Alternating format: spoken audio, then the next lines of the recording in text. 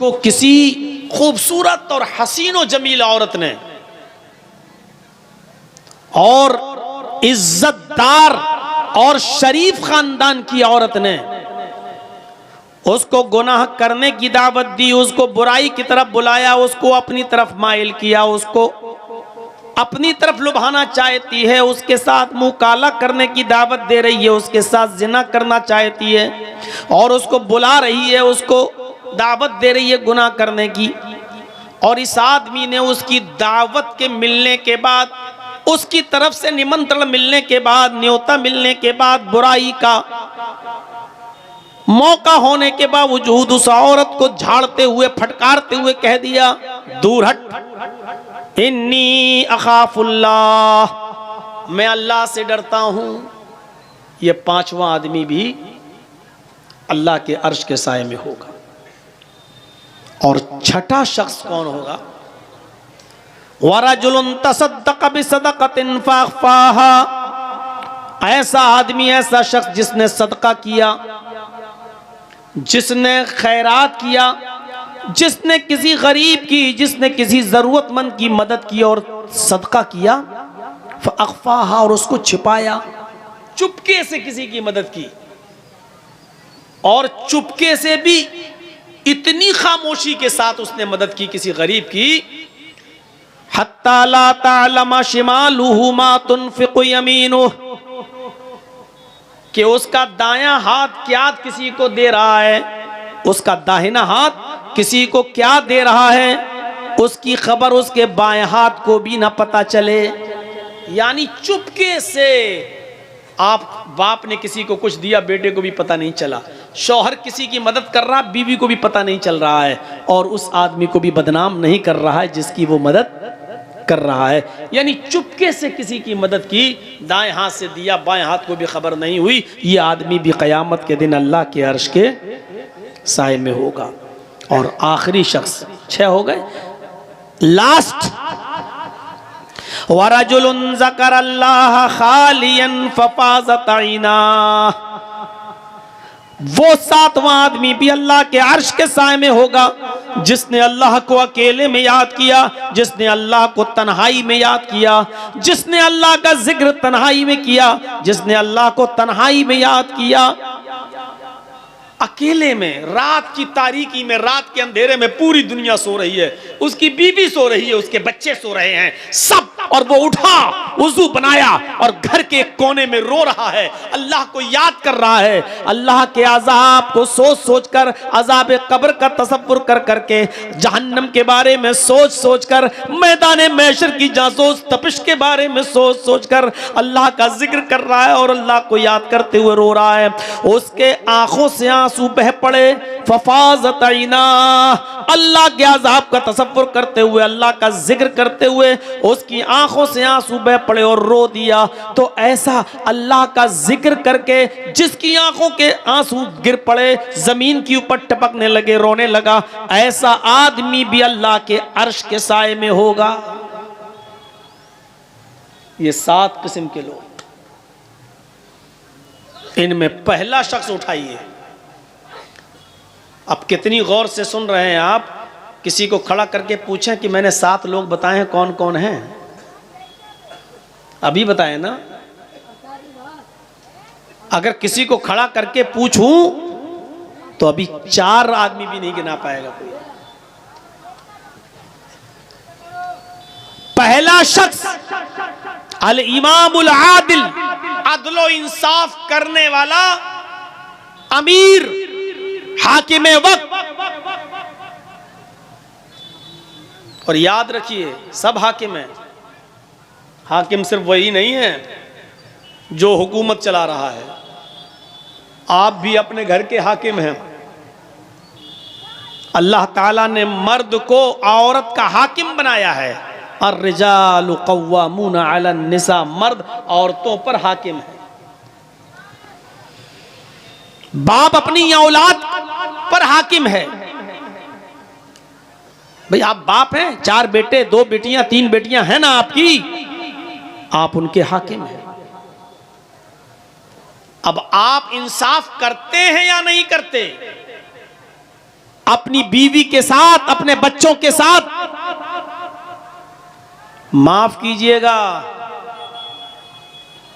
अगर आपने अपनी औलाद के साथ इंसाफ नहीं किया तो अल्लाह के अर्श का साया नहीं मिलेगा। बुनियाद ही गिर रही है। जन्नत जहन्नम बात की बात है, बुनियाद ही में फेल हो रहे हैं हम।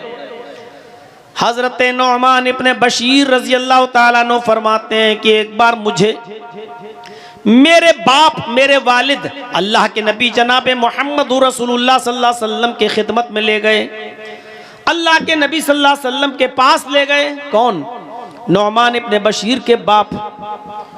नौमान इब्ने बशीर फरमाते हैं कि मुझे मेरे बाप हाथ पकड़ कर लेकर गए और अल्लाह के नबी सल्लल्लाहु अलैहि वसल्लम की खिदमत में पहुंचे और अल्लाह के नबी मोहम्मद रसूलुल्लाह सल्लल्लाहु अलैहि वसल्लम से फरमाने लगे, आय अल्लाह के नबी, हाजा इब्नी, ये मेरा बेटा है। आय अल्लाह के नबी, ये मेरा बेटा है। मेरे पास एक गुलाम है जो मेरा गुलाम है, वो गुलाम मैं अपने बेटे को गिफ्ट कर रहा हूं, वो गुलाम मैं अपने बेटे को दे रहा हूं, वो गुलाम आज के बाद मेरे बेटे का होगा। आय अल्लाह के नबी सल्लल्लाहु अलैहि वसल्लम, आप गवाह बन जाइए कि मैं अपने बेटे को गुलाम दे रहा हूं। बाद में अगर कोई झगड़ा हो, कोई उस पर दावा ठोके, तो आप गवाही दे दीजिएगा कि नहीं, मेरे सामने नौमान इब्ने बशीर के बाप ने अपना गुलाम अपने बेटे को दिया था।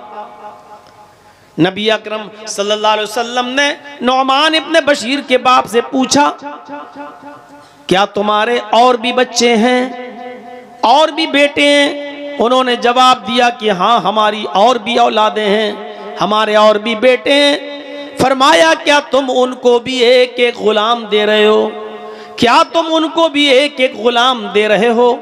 नौमान इब्ने बशीर के बाप ने फरमाया, नहीं, मैं सिर्फ अपने इसी एक बेटे को, एक गुलाम है वो मैं इसको हिबा कर रहा हूँ, वो मैं इसको दे रहा हूँ। अल्लाह के नबी जनाब मोहम्मद रसूलुल्लाह सल्लल्लाहु अलैहि वसल्लम फरमाते हैं, फिर अपने इस बच्चे से भी वो गुलाम ले लो। अगर देना है तो सारे बेटों को एक एक गुलाम दो, और अगर नहीं देना है तो इस बच्चे से भी ले लो। मैं बेईमानी के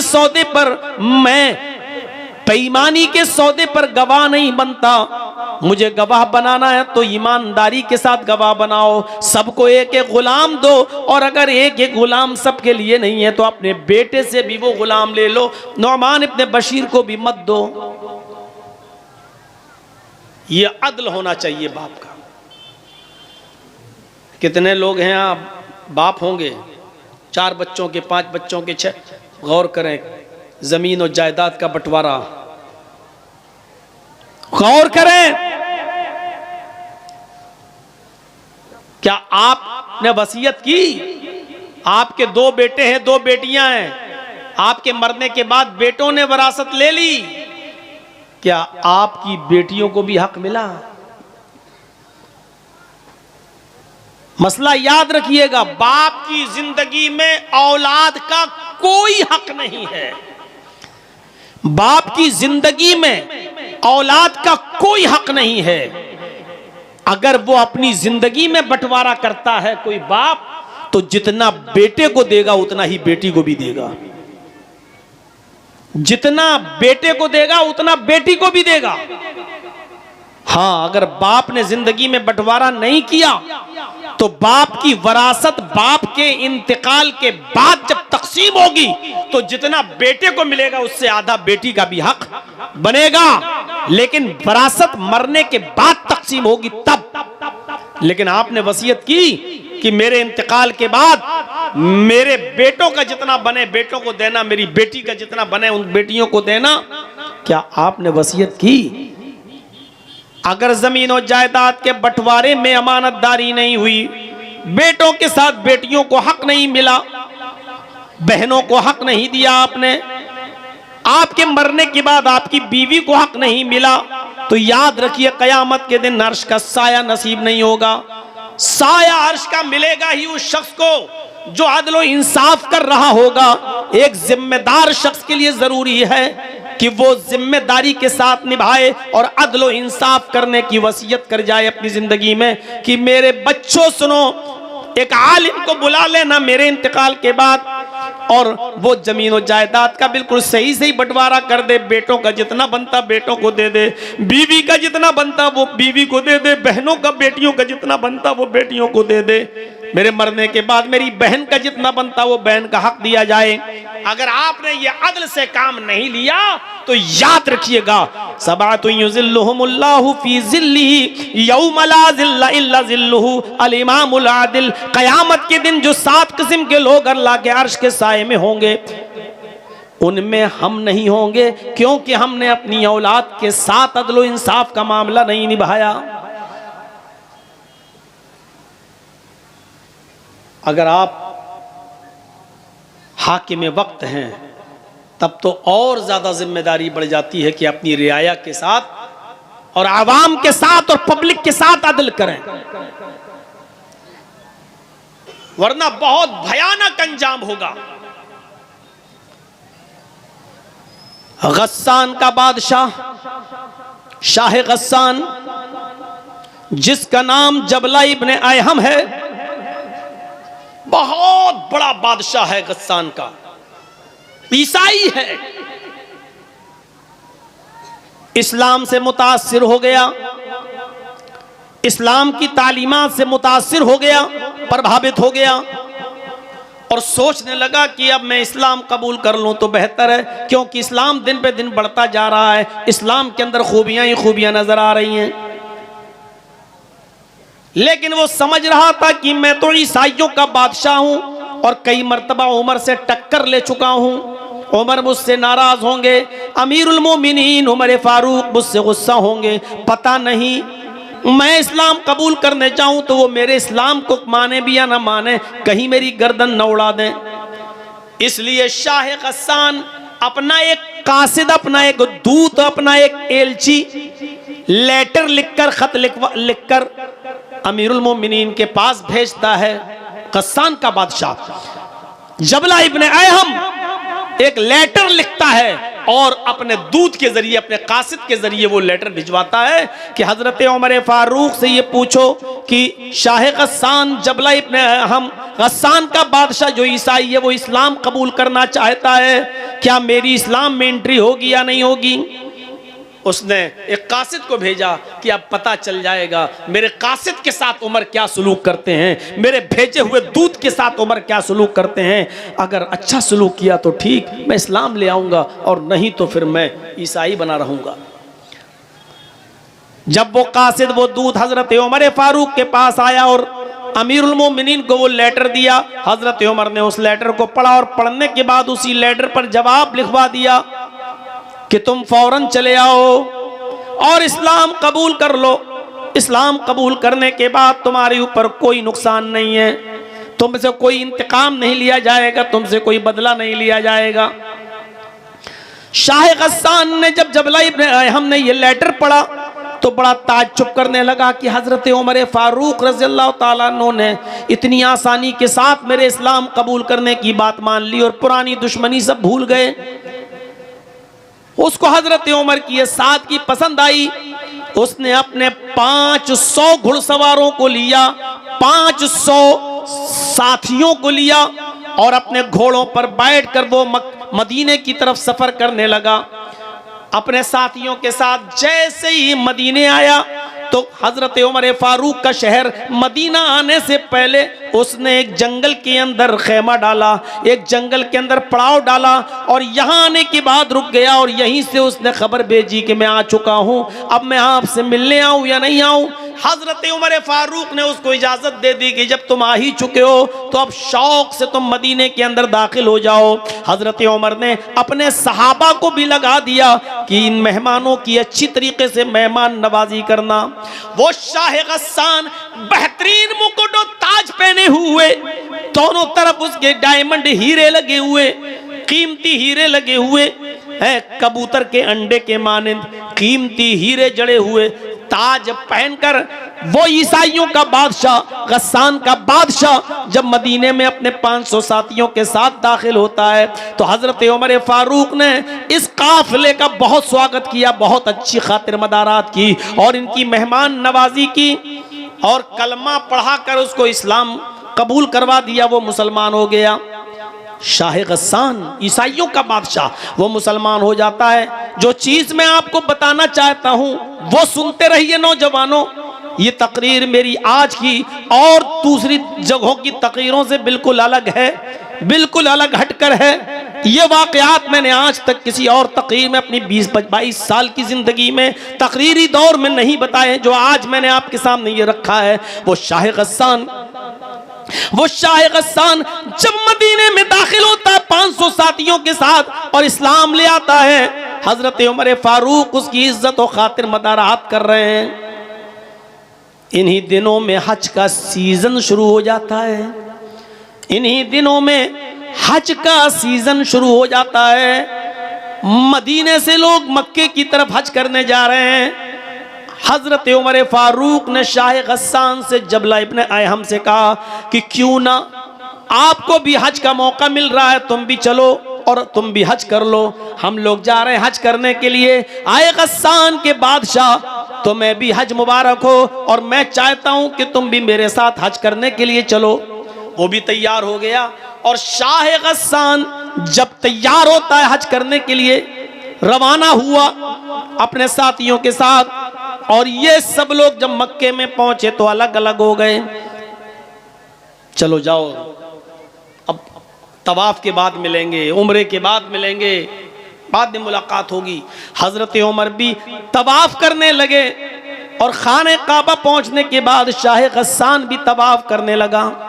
एक खूबसूरत लुंगी पहने हुए था एहराम की शक्ल में, ऊपर एक चादर डाले हुए था और बेहतरीन किस्म की एक लुंगी पहने हुए था। बादशाह था, चूंकि वो पैसों की उसके पास कोई कमी नहीं थी। वो तवाफ करने लगा। दौरान तवाफ एक नौजवान सहाबी से, जो एराबी था, जो देहाती था, वो नौजवान सहाबी भी तवाफ कर रहा था। भीड़ ज्यादा होने की वजह से इस नौजवान आदमी का पैर शाह गस्सान की लुंगी के ऊपर रख गया। ऐसे वो तवाफ हो रहा था तो ऐसे वो पैर से लुंगी दब गई, शाह गस्सान की लुंगी दब गई। शाह गस्सान जब आगे बढ़ा तो उसकी लुंगी खुल गई। शाह गस्सान की लुंगी खुल गई। चादर इतनी लंबी थी ऊपर वाली, जो नीचे तक थी उसकी शर्मगाह नहीं दिखाई दी, सतर नहीं खुला, उसकी लुंगी खुल गई। इसने जल्दी से, नौजवान ने, इस मुसलमान सहाबी ने जल्दी से उसकी लुंगी उठाकर उसको दी कि भाई गलती से, धोखे से मेरा पैर तुम्हारी चादर पर, तुम्हारी लुंगी पर रख गया। शाह गस्सान ने देखा एक गरीब आदमी जिसके एहराम में पैबंद लगे हुए हैं, जिसके कपड़े में जोड़ लगे हुए हैं, इस कमीने ने, इस कमबख्त ने मेरी लुंगी को अपने पैर से दबा दिया। शाह गस्सान पीछे मुड़ा और उसने एक जोरदार थप्पड़ इस मुसलमान नौजवान को, इस सहाबी को मार दिया। देखो उस लड़के को रोको तो लाल लाइट मार रहा है। यही माँ बाप ने सिखाया है। इतने इतने से बच्चे हैं, इनको ये भी नहीं मालूम लाइट कहाँ मारी जाती है।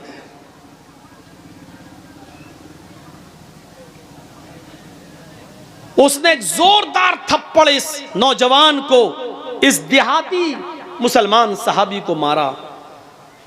थप्पड़ इतनी जोर का लगा कि उस नौजवान देहाती सहाबी की आंख